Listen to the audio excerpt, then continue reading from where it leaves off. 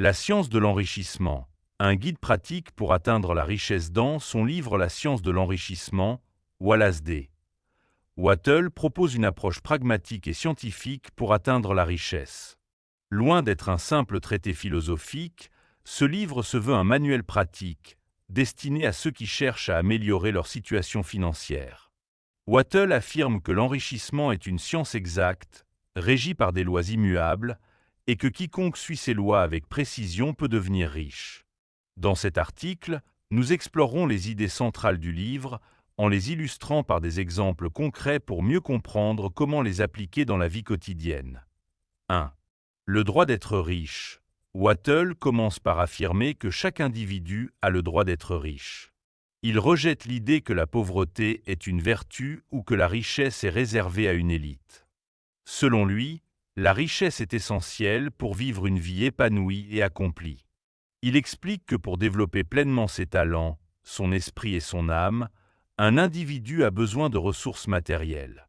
Par exemple, un artiste a besoin de matériel pour créer, un écrivain a besoin de temps et de tranquillité pour écrire, et un entrepreneur a besoin de capital pour lancer son entreprise. La richesse n'est donc pas un luxe, mais une nécessité pour réaliser son potentiel. Prenons l'exemple d'un musicien talentueux. Sans instruments de qualité, sans accès à des salles de concert ou à des studios d'enregistrement, il lui serait difficile de partager son art avec le monde. La richesse lui permet d'acquérir ses ressources et de se concentrer sur sa passion, plutôt que de lutter pour survivre. 2. La science de l'enrichissement. Wattle insiste sur le fait que l'enrichissement est une science exacte, comparable à l'algèbre ou à l'arithmétique. Il existe des lois spécifiques qui régissent l'acquisition de la richesse, et ceux qui les suivent atteindront inévitablement la prospérité. Ces lois ne dépendent pas de l'environnement, du talent ou des circonstances, mais de la manière dont les choses sont faites. En d'autres termes, ce n'est pas ce que vous faites, mais comment vous le faites qui compte. Imaginez deux commerçants dans la même rue, vendant les mêmes produits. L'un prospère, tandis que l'autre lutte pour survivre. La différence ne réside pas dans le produit lui-même, mais dans la manière dont chacun gère son entreprise. Celui qui suit les principes de la science de l'enrichissement, en offrant une valeur supérieure à ses clients, en pensant de manière créative et en agissant avec gratitude, verra son entreprise prospérer. 3. La pensée créatrice. L'une des idées centrales du livre est que la pensée est une force créatrice. Wattle explique que tout ce qui existe dans le monde matériel est d'abord né dans l'esprit. Ainsi, pour devenir riche, il faut d'abord former une image mentale claire de ce que l'on désire, puis maintenir cette image avec une foi inébranlable. La pensée, lorsqu'elle est imprégnée de gratitude et de détermination, influence la substance universelle et attire les ressources nécessaires pour réaliser ses désirs. Supposons que vous souhaitiez acheter une maison. Au lieu de vous concentrer sur les obstacles financiers, formez une image mentale claire de la maison de vos rêves. Visualisez chaque détail, la couleur des murs, le jardin, l'agencement des pièces. Maintenez cette image dans votre esprit avec gratitude, comme si la maison était déjà à vous.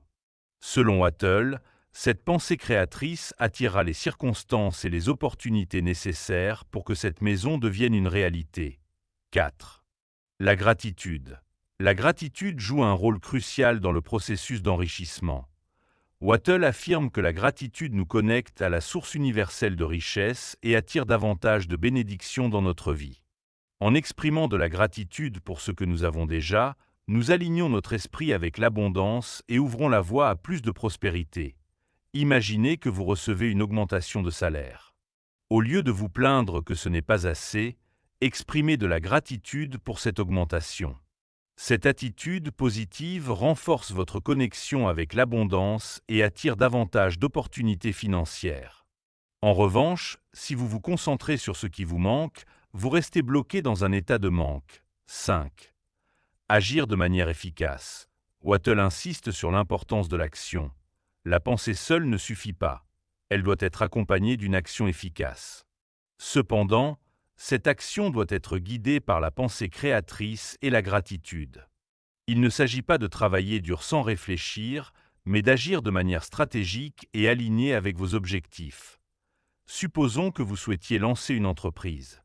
Au lieu de vous précipiter sans plan, prenez le temps de visualiser votre entreprise prospère. Ensuite, agissez de manière ciblée. Recherchez des partenaires, étudiez le marché, créez un plan d'affaires solide.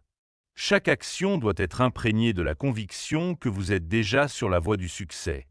6. L'impression d'augmentation. Wattle introduit le concept de l'impression d'augmentation, qui consiste à transmettre aux autres l'idée que vous êtes une source d'abondance et de croissance. En agissant de manière à montrer que vous apportez de la valeur à ceux qui vous entourent, vous attirez davantage de richesse et de succès.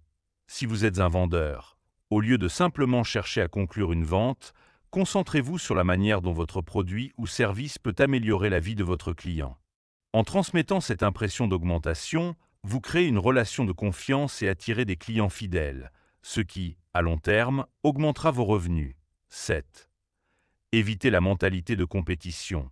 Wattle met en garde contre la mentalité de compétition qui consiste à croire que la richesse est une ressource limitée et que pour gagner, il faut prendre aux autres. Au contraire, il encourage une mentalité créative où l'on croit que la richesse peut être créée de manière illimitée. En se concentrant sur la création de valeur plutôt que sur la compétition, on attire naturellement la prospérité. Imaginez 2 restaurants dans un quartier animé. Au lieu de se faire concurrence en baissant les prix, l'un des restaurants décide de se différencier en offrant une expérience unique. Peut-être une cuisine innovante ou un service exceptionnel.